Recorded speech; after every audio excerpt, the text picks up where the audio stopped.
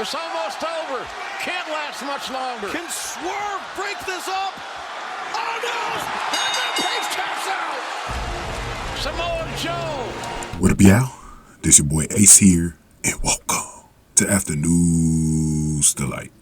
Let's get to it, y'all, man. I'm about to say Dynamite. Revolution, man. So we had the co-main event with the big AEW Championship triple threat match between Samoa Joe, Hangman Page, and Swerve Strickland. I gotta tell y'all, I think the finish was more storyline based more than anything, because after what happened last week with Hangman turning heel, and I think I definitely see a lot of why they did what they did, man. And I'm gonna go over why I think what they did, and what I expect to see going forward with this AEW World Championship, man. But let's get to late in the match where Page actually stood on the apron and taunted Swerve while Joe got to his feet. So there was a lot of play here where Page was really acting heel versus Swerve, man. Page hit Joe with a buckshot lariat.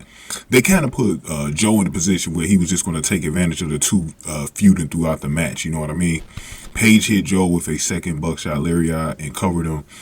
Page got a visual pinfall, but the referee was still down. Second referee, Bryce Rensburg, ran out and made the count, but Joe kicked out at 2, and then Page went for another buckshot lariat. But this time, Joe countered it into a near rear naked choke. Swerve jumped off the top rope and performed a corkscrew drive onto Joe and Page to break up the submission hold. Nana tossed his crown to Swerve, but Swerve threw it back to him, which shows that he's turning face. Joe put Swerve in a choke, but Swerve countered into a pin. Page attacked the referee and threw him out of the ring. Swerve went after Page and threw him over the top rope, but Page was able to skin the cut. And then clothesline Swerve. Joe took out Page and set up for a muscle buster that Swerve actually avoided. Page hit Joe with a buckshot lariat move. Swerve hit Page with a buckshot lariat, and then Swerve put Page down with a JML driver. Joe suplexed Swerve and then put Page in a rear naked choke.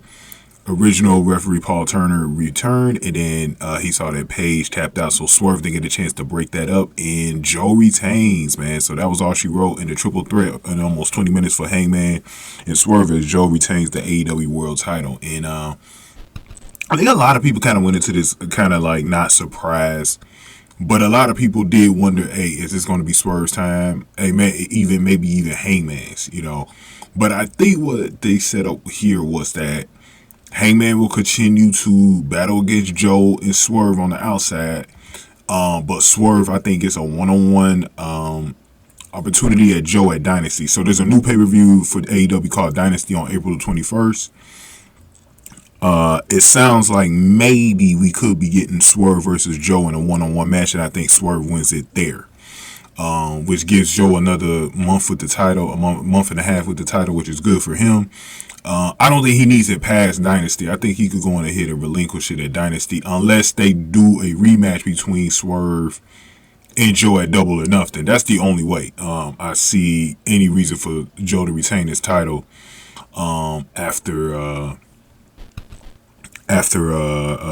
Dynasty. So, but Swerve needs to win a Dynasty at all costs. Like I'm not playing. Like Swerve has to win a Dynasty. He got to get this damn title, bro. Because then you could kind of build Hangman to maybe get it from him.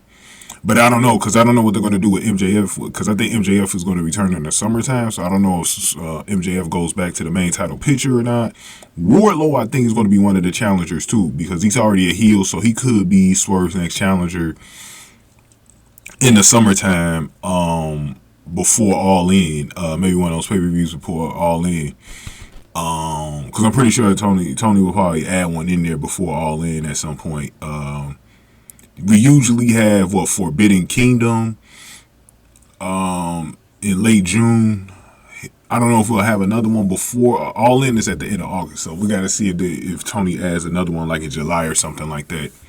But we'll see how this goes. But yeah, man, I think that a lot of people want to Swerve to win. A lot of people are fans of Joe, too. A lot of people were okay with Joe retaining, too. So I kind of felt like there was definitely a lot of pulling from a lot of different sides in this one. But I think the right thing to do at the end of the day is to give the title to Swerve in April. Let him hold that title. Let him make history as the first black champion in black AEW World Champion.